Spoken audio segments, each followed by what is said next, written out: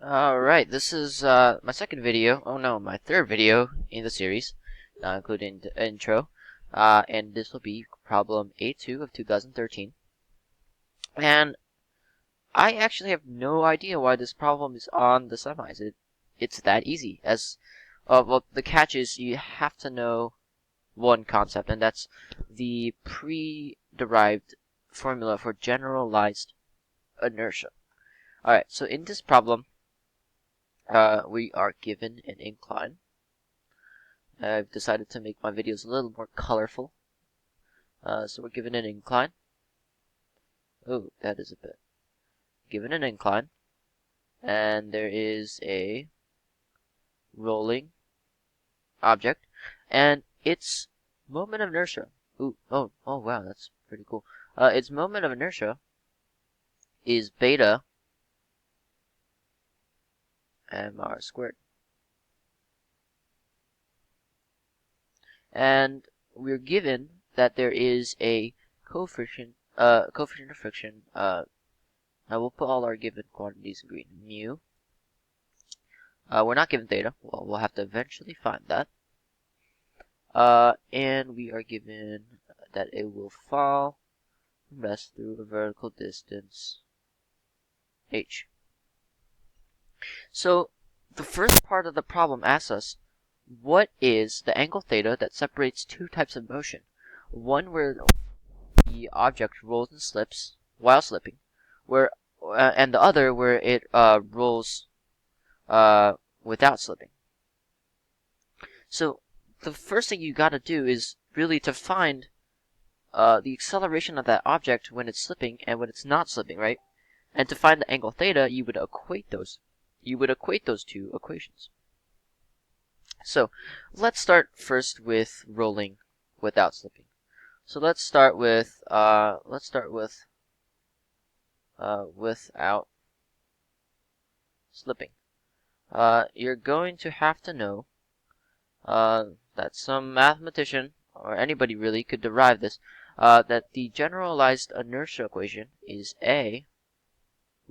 it's an equation that accounts for the inertia of an object when it is rolling without slipping. So that would be the acceleration is equal to the driving force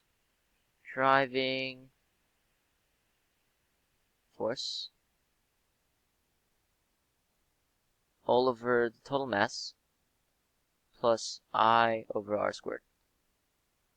And if we do a dimensional analysis, it would make sense because I is something like 1/2 mr squared, so that would leave m when we divide by r squared.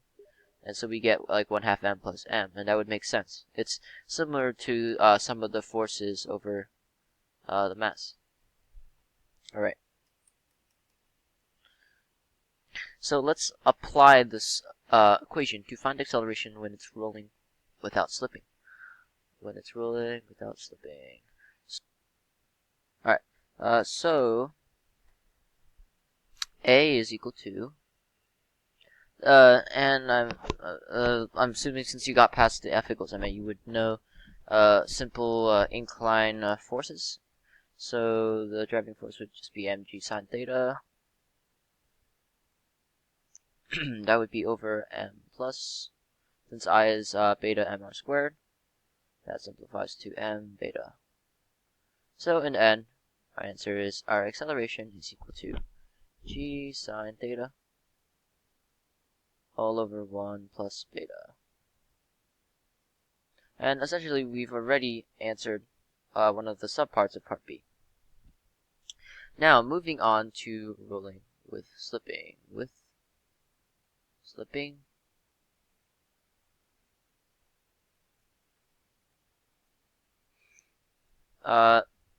We would not use generalized inertia in this case. We would just simply do sum of the forces.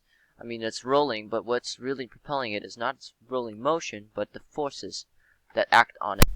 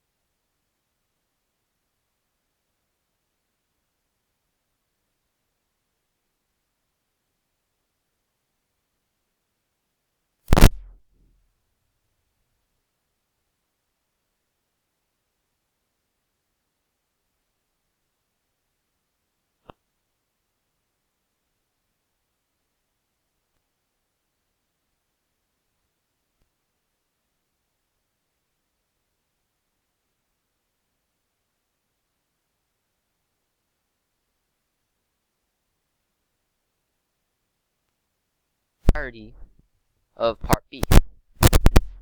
Equate these, solve for theta, to find what the critical angle is for it to switch from rolling with slipping to rolling without slipping. Now, the reason why it does switch between these two possibilities is because in rolling without slipping, we do know that this is true, that A is equal to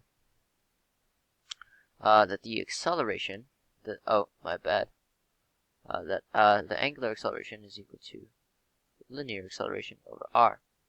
So A is equal to alpha r. But think about it. This would not hold true if the acceleration was way too large and the angular acceleration could not keep up with this. So this is why it happens. Because T equals I alpha, where torque is the frictional force acting on it. If the angle is at some value, the torque may become too small. And if the torque is too small, because we know that alpha, tau equals I alpha. If the torque is too small, then the alpha, since the I is unchanging, alpha would also become too small. So then this would happen. Alright, so now that we know this, we can equate these two equations that we have. So g sine theta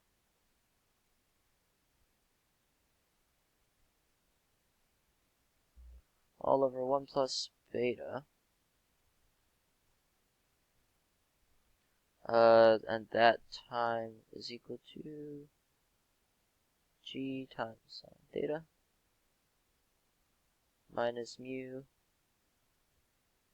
cosine theta. So we can divide both sides by g, and the rest of this really should be simple algebra. So to keep this video short, the final solution is you would find tan theta, and so is equal to 1 over beta plus 1 times mu. So theta is therefore equal to tan inverse of that quantity.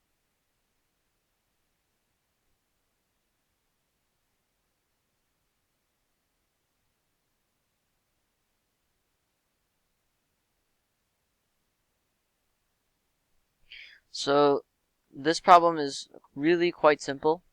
You just have to keep in mind that when it's rolling without slipping, you would use the generalized inertia formula, which is over here, and that's derived using torques.